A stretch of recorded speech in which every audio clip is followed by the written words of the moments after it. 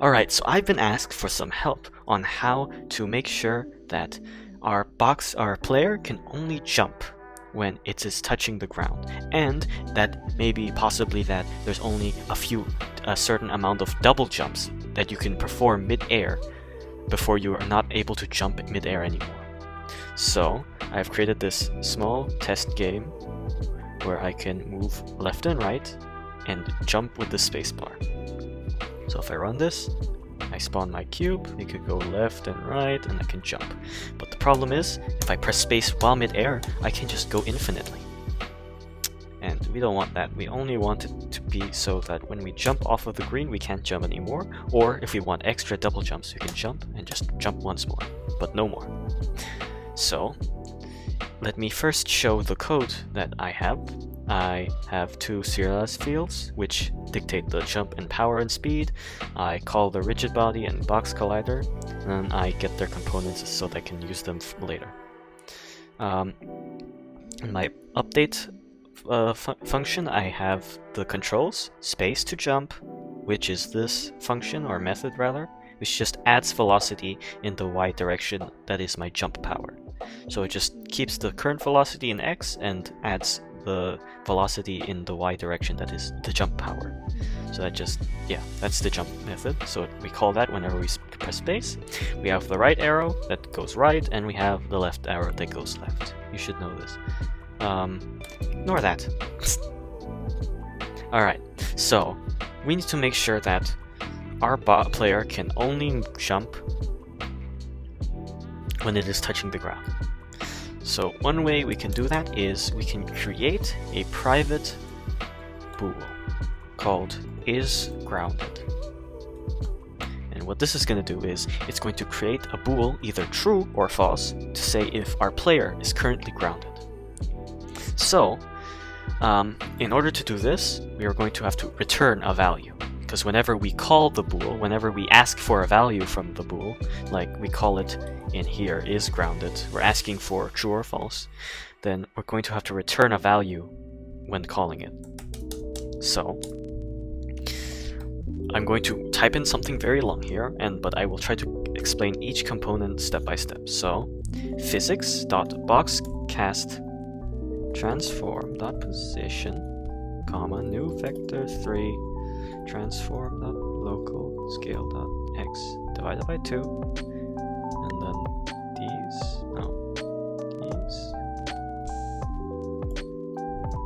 I'm going to change each one here, and another comma inside here to create a vector 3 down and quaternion.identity 0.1f and ground layer. Alright, so this right now won't work because of a few things, but what I'm currently trying to do is create a boxcast. And basically what that means is I'm creating this imaginary box somewhere, just somewhere in my game. And what I want to check whenever I create this imaginary box, like in one frame I create this imaginary box, I want to see if that box has intersected or collided or hit any other object in the scene, any other object in the game. And I'm going to return information about what object I have hit, like information about it, what's its name, where is it, etc. And I can check if I even hit something. Maybe I didn't even hit anything. So I can visualize this as so. So I've created the box and it's on my field, right? So let's say this is the ground. And how we're going to apply this in our game is we're going to create an imaginary box here, and we're going to say, okay, is this box currently intersecting? It's kind of a bad illustration, but it's slightly bigger and a little down from the player, and we're going to say, okay, is this box intersecting with the ground? And we're going to say, yes, it's intersecting. So then we can just return, okay, we're intersecting with the ground, which means we are touching the ground. So that's what the boxcast does, and this is better than this works better than collisions. If you were just to check for collisions with the ground, it only the thing is, to be efficient, it only checks once. So when you collide with something and you stick to it, you're not colliding with it anymore, you're just touching it. But for that one frame that you did collide, that was a collision, but not anymore. So this is why we do this. So how do we create this imaginary box? We call physics.boxcast, and each parameter we say something about the box. So here in the first one, we call for its position. We can see this in the documentation API. Wrong one. Okay, this one. All right, yeah. So we call a boxcast, and we call for where the center of the box is, the half extents. So the half size of, so half of the size of the box in each dimension. Yeah, because it's going to be a cube, or a box rather. Yeah, a cube because our player is a cube. So we're going to get the half size of everything. We're going to get the direction in which we're going to check. So if we had the ground above us and we tried to check with the boxcast, it wouldn't work because we're checking for the ground below us.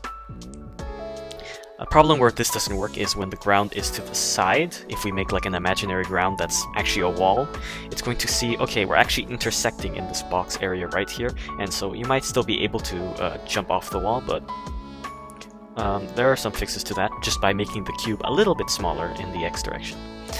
Then we need the orientation, which is the rotation of it. Quaternions are the value for rotation. The float is the max distance, how far away our ground is going to be in this situation. The layer mask, we're going to check. We're going to assign a layer to things. So we're going to assign to the ground. We're going to create a ground layer, in which we're going to put every single ground that we have, every ground object, game object, we're going to put under a layer called a layer. And that's just going to group all our grounds together so that we can check every time that we're touching a ground, because we don't want other things to interfere with our box. And you can ignore that. So now we can check. Alright, so I've just said that the center of the box is the location of our player. Then I'm going to say, okay, a new vector 3, because it said it's half extents. So we're just going to get the local scale, which is how big our player is, and we're just going to divide that by half. So the x, how big it is in the x direction, divide by half. How big it is in the y direction, divide by half. How big it is in the z direction, divide by half. And we're going to put that in a vector 3 because that's the parameter that takes it. Vector 3 down, we're going to check for the ground under us. Quaternion identity, this just sets the rotation to what the player is. And we don't want to check that far down, so we're only going to do 0.1 as in a float. That's what the F denotes. And the ground layer. And we need to now create a ground layer because this is not actually defined in our code. So I'm going to add another line here. Serialize field private layer mask. And let's just call it ground layer because that's what it is. Alright. So this is just a layer that we can, a layer. So what we're going to do is go to ground, and we need to add a new layer, and you can just type in here ground. You can call it whatever, it doesn't matter, but you should call it ground because that's what it is. So now we need to set it to the layer ground. Don't forget to set it to the layer ground. And now we have our ground, and it's on the layer of ground. This just groups it in the ground layer as a group. And so we can now go back to our player field. Notice how before we made it a serialized field so that we can just set it inside of the component script. And then we can just set it to the ground layer. Alright, so now we're able to check if our thing is grounded. Alright, if our box is grounded. So in our if input for key input get space, we also need to check, since this is a boolean, what this is getting is a boolean, we can just add an AND operator. This checks if two booleans are the same, or if two booleans are true, and if they're both true, then it's true. So we need to make sure that the space key is pressed and it is grounded. So we're calling and we're asking for this function to say, okay, this returns a bool. So if my imaginary box, and we're checking down, if there's a ground there, which is in the ground layer, then we're going to return true or false. And so this returns true, then our bool returns true. Now we can just call it and ask, okay, are we grounded? Yes, and then true. So this is true, and I've pressed space, it's also true. Now you can jump. So I'm going to save, Command S, and check if this works now. Alright, now I'm playing. Alright, now I have a player, I can go left and right, I can press space, but I can't jump anymore. I can only jump as long as I'm touching the ground. But I was requested and asked to also make sure that you could double jump in the air, so that you could have extra jumps. Alright, so what I'm going to do here then is I'm going to serialize a field, and I'm going to create a private int, or rather, I forgot how you call integers. I believe it's just that, and then extra jumps. So I'm going to set how many extra jumps I'm allowed to have mid-air, and I'm going to create one that I can't see, but it will be there. I'm going to call it another private integer. I'm going to say the remaining jumps. So, okay, so we only want to be able to jump one extra time, for example, after we've jumped off of the ground.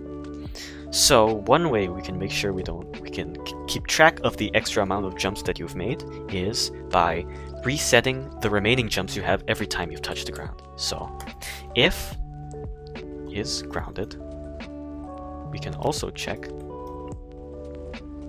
if we can also just reset the remaining jumps. Well, yeah, reset the remaining jumps to the value of extra jumps. The set value, the maximum amount of jumps. So we're resetting the remaining amount of jumps that we have every time we've touched the ground. So now we have some problems with a bit of with logic, I guess. So how we're going to make it so when we're not grounded, we can jump an extra time, but if we're not grounded, but we have an extra remaining jump, then we can jump as well.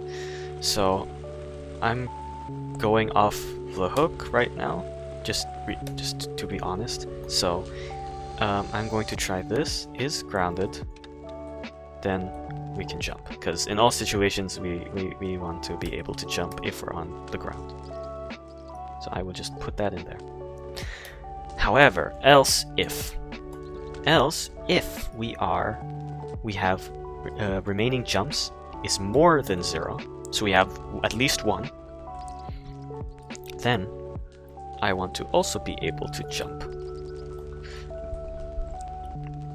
Else if neither one, then don't at all.